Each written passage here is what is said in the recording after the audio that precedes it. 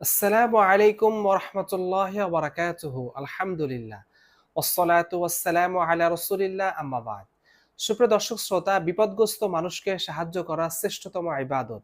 ইসলামে অসহায় মানুষের পাশে দাঁড়ানোর তাগিদ দেয়া হয়েছে। সূরা যারিয়াতের ১৯ নং আয়াতের মধ্যে আল্লাহ রাব্বুল আলামিন বলেন, বিত্তশালীদের সম্পদে অসহায় ও অভাবীদের অধিকার রয়েছে। হাদিসের মধ্যে প্রিয় নবী সাল্লাল্লাহু আলাইহি সাল্লাম বলেন, বান্দা যতক্ষণ তার ভাইয়ের সাহায্যে আত্মনিয়োগ থাকে, আল্লাহ রাব্বুল আলামিনও তাকে সাহায্য করতে থাকে।